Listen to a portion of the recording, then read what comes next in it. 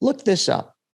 Banks put their money in a place that you can put your money, but you have to understand the differences in what the bank is doing and what you are doing, because there's a drastic difference. It's called BOLI, BOLI. It stands for Bank Owned Life Insurance. So right there, I spilled the beans. Life insurance. But life insurance comes in many shapes and sizes. Term insurance, whole life insurance, universal life, IUL, VUL. There's all sorts of different types of life insurance. So what is it that banks buy? Because there is only one type of life insurance banks buy that goes under the name BOLI, BOLI. And let me tell you what that is. It is whole life insurance.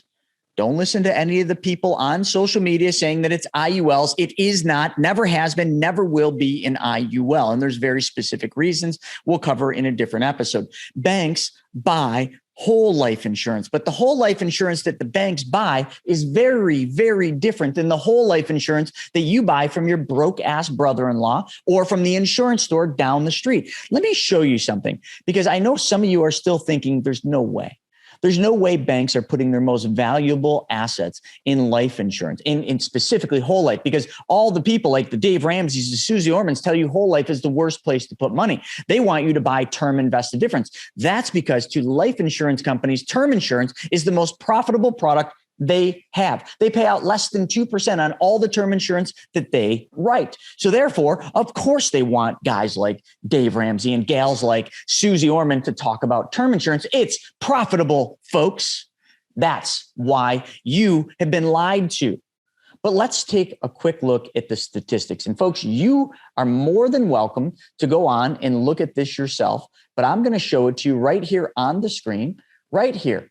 If you look at the screen, it says the machine, and it shows you the top 5 banks in the United States, the top 5 banks. This, and just so you know the source, it is FDIC.gov as of the September 30th of 2021. So this is dated. But it shows you that Bank of America, Wells Fargo, JP Morgan Chase, US Bank, and PNC Bank, all large banks, hold more than $75 billion in BOLI. And again, just as a recap, BOLI is nothing more than whole life insurance, but it is not normal whole life insurance. It is specially designed and engineered. So now that we've got the monkey out of the way, let's talk about the 800-pound gorilla in the room, which is why in the world would banks buy whole life insurance when I've been told that that's the worst place to put my money? Well, you see it right there in front of you. Top 5 banks in the country, $75 billion. If we were to wrap up all the banks, you would see that it's over $200 billion in climbing. And it's climbing at a rapid pace. As the market starts to melt down, as the recession looms, banks are positioning more and more money into this vehicle, commonly known as BOLI. That's right, folks. They are putting their money in a completely different place than you are putting your money. And it's very important that you figure out the reason why. Very important. So here's why. Banks understand whole life insurance. Banks also understand that insurance companies, mutually owned insurance companies, are some of the safest financial institutions in the world. They hold the cash. They have all the money. Banks don't have the money. Banks have your money. Insurance companies have their own money. And they have lots of it, folks. It's no secret. Banks hold all the money. Banks are actually, or I'm sorry, not banks. Banks hold all of your money, but insurance companies are the ones that actually have the cash. Most of the buildings that you see in a downtown urban district or suburban district, whatever, now urban and suburban are kind of blending. All those giant skyscrapers, most of them are funded by insurance companies. That's right, because insurance companies got the cash. So banks want to put their money in specially designed and engineered whole life policies that are designed differently than the whole life that you buy to protect your life. You see, what you've heard about whole life is this. Don't put your money in whole life insurance. It's so expensive. It's the worst place you can put money. The only one winning is the insurance company.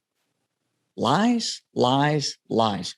The insurance company is actually losing in whole life. They're winning with term insurance. They're winning with IULs. Whole life insurance, the insurance company loses if you hold the whole life your entire life because they are guaranteed to have to pay out. Term insurance, they're guaranteed to only pay out on less than 2%. Not guaranteed, but pretty darn sure because they've run the numbers.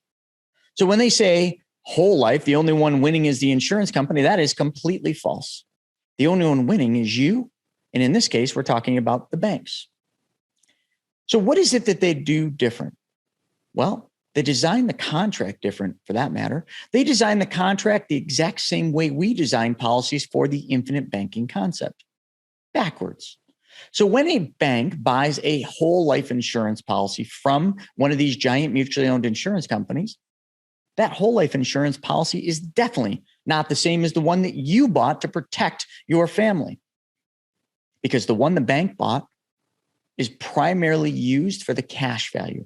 The death benefit's important, and we'll get there, but it's primarily used for the cash value. But let's cover a couple bases here. See, a bank is an entity. It's a corporation in most cases. Corporations can't buy life insurance. They can own life insurance, but they can't buy it. They need a body to insure. So now I'm going to debunk something that you see every single time you walk into a bank. And that is, why is there so many vice presidents at every single bank you've ever walked into? Seems like there's a vice president of lending, a vice president of tellers. There's a vice president of janitorial. There's a vice president of coffee making. There's a vice president of everything. And you might ask now, why do they need so many vice presidents? Well, when they promote an employee to a vice president, a VP, that employee becomes an executive of the bank. Even if it's a low-level executive, it becomes an executive. So now, upon that promotion, that employee gets a pay raise, sometimes very small. They also get a fully paid up life insurance policy. Ding, ding, ding. Now, that fully paid up life insurance policy might only be $50,000 or $100,000, but it is free in the eye of the vice president. It's an executive bonus, an executive benefit. What else do they normally get? Normally, the VPs get a deferred compensation plan. If they spend the next 20 years working for that bank, grinding away and doing what the bank wants them to do, when they leave and retire, they will get a deferred compensation, which is an income that could potentially pay them for the rest of their life. Deferred comps are all different. So it makes sense for an employee to want to be a VP. Pay raise, fully paid up life insurance, some golden handcuffs, and a deferred compensation plan. But what is in it for the bank? How about a body to insure? Yeah. They got all this money in tier one capital. They need to put that money somewhere, says the government, and that somewhere has to be guaranteed. So where can they put it? That's right. Whole life insurance. And now they've got a body that they are allowed to insure because they have an equitable interest. They have an insurable interest, says the insurance company, because that executive is an insurable interest for the bank. And if that executive were to pass, the bank would suffer a loss. No more vice president to make the coffee. No more vice president of lending. No more vice presidents anywhere. So that bank would suffer a severe loss. So the insurance company will allow the bank to own an insurance policy on that executive. And that's exactly what they do. They go out there and they buy themselves a whole life insurance policy, specially designed and engineered under the banks, like the way that they want it designed, the same way we design them, so that it is high early cash value, has more money in it, and grows faster from a cash value standpoint. Yeah, and there's a death benefit, but the death benefit is for someday in the future.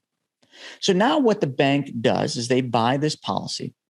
That employee sticks around for a long period of time, or they don't, doesn't matter to the bank, because once the bank owns the policy on that employee, it doesn't matter if that employee leaves.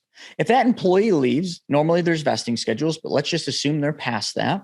If that employee leaves the bank still has an insurance policy on that employee. They may not have to pay the deferred compensation plan because maybe that employee left too early before they qualified for it. winner, winner, chicken dinner for the bank. But eventually, when that employee passes away, or that former employee passes away, the bank will collect a death benefit. The bank, or the insurance company, I should say, will also pay out a death benefit to that deceased former executive, to his family or her family. They will still pay out what they promised, 50 or 100 grand. But how much money comes back to the insurance or to the bank? Way more.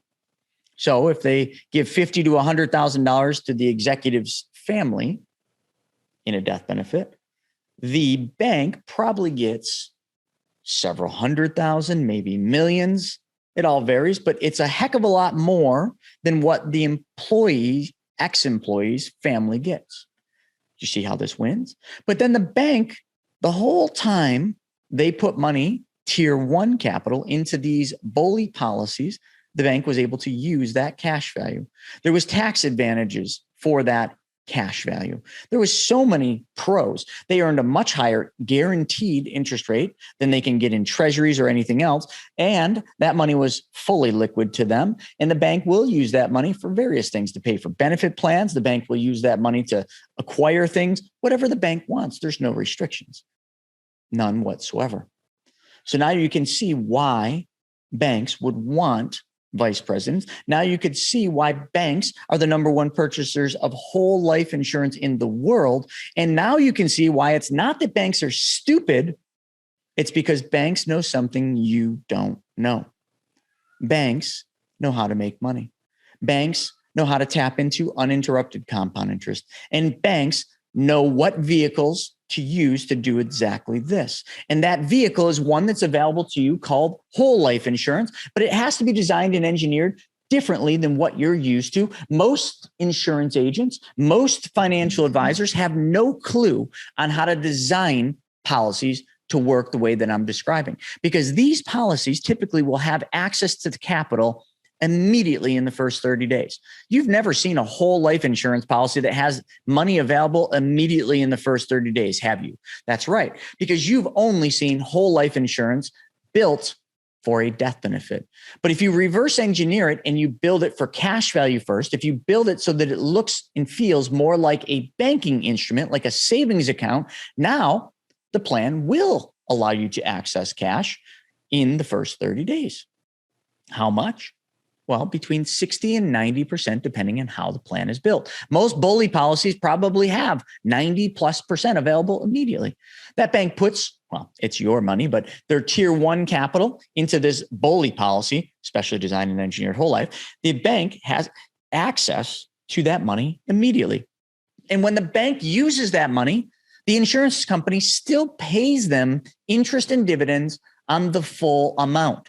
So if the bank puts $1 million into a BOLI policy and the bank takes out $900,000, the bank is still earning interest and dividends on $1 million. That's right, not $100,000 like you were thinking, because you were like, they put $1 million in, they took $900,000 out, they only have $100,000 left. They should only be paid interest and dividends on the remaining balance because they took $900,000 out to use it.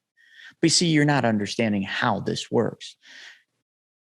These specially designed and engineered whole life policies allow you to tap into uninterrupted compound interest.